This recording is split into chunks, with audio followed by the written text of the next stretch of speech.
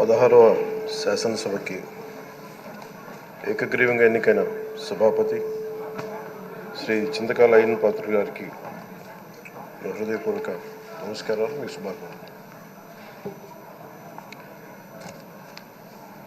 ఇది నేను మొదటిసారి అసెంబ్లీలోకి అడుగు పెట్టడం. ఇలాంటి సుదీర్ఘ రాజకీయ అనుభవం ఉన్న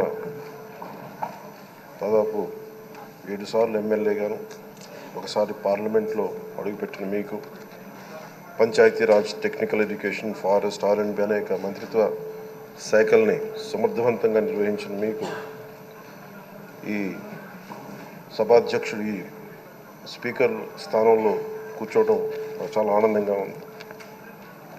ఇన్ని దశాబ్దాలు ప్రజలు రాజకీయ జీవనంలో ఇన్ని దశాబ్దాలు ప్రజలు మీ వాడి వేడి చూశారు. మీకు కోపం వస్తే ఋషికొండను చెక్కినట్టు ప్రత్యర్థులకి పదునైన ఉత్తరాంధ్ర యాసలో గుండు కొట్టేస్తారు. ఒకటే బాధేస్తా ఉంది సార్, ఇకపైన మీకు తిట్టే అవకాశం లేకపోవడం. కానీ ఇక మీద సభలో ఎవరు తిడుతున్నా దాన్ని ఆఫ్ చేసే బాధ్యత మీ చేతిలోనే ఉంది. మీరే మైక్ ఆఫ్ చేయాలి.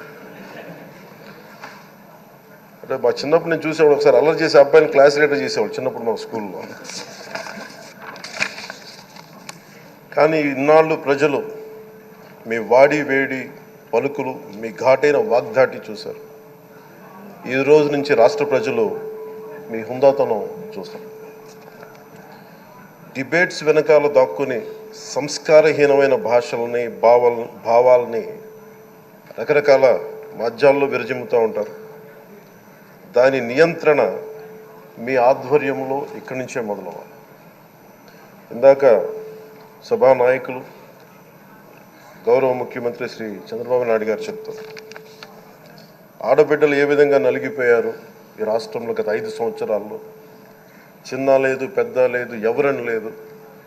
ఎవరన్నా సరే ఒక మాట మాట్లాడితే వాళ్ళు వ్యక్తిగతంగా దూషణ, సోషల్ మీడియాలో వాళ్ళని క్యారెక్టర్ అసాసినేట్ చేయటం, వాళ్ళు పెద్ద నాయకులు కావచ్చు, కార్యకర్తలు కావచ్చు, లేదా వాళ్ళకి ఎదురు తిరిగి ఒక ఒపీనియన్ చెప్పి ఎవరైనా సగటు మనిషి కూడా కావచ్చు, అది ఇక్కడతో ఈ రోజు నుంచి ఆగిపోవాలి అధ్యక్ష. అది మీ ఆధ్వర్యంలోనే మొదలవ్వాలి. గత ప్రభుత్వం తాలూకు సభ జరిగిన విధానం చూస్తే ఈ వ్యక్తిగత దూషణ ఇవన్నీ చాలా ఇబ్బంది పెట్టే ప్రజలు.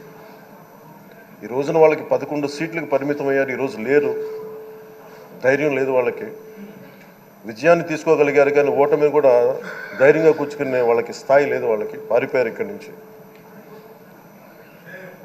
భావంలో ఉండే తీవ్రత భాషలో ఉండాల్సిన అవసరం లేదు. భాష మనుషుల్ని కలపడానికి కానీ విడగొట్టడానికి కాదు. భాష విద్వేషం రేపడానికి కాదు, పరిష్కరించడానికి. ఎంత జటిలమైన సమస్య అయినా, భయంకర సమస్య అయినా చర్చల ద్వారా పరిష్కరించుకోవడానికి కానీ వివాదం సృష్టించడానికి కాదు. ఈ సభ ఉన్నది అందుకు. కానీ మనం చూసింది వాళ్ళ దగ్గర నుంచి బూతులతోటి, వ్యక్తిగత దోషులతోటి రాష్ట్ర పురోభివృద్ధిని ఆపేశారు.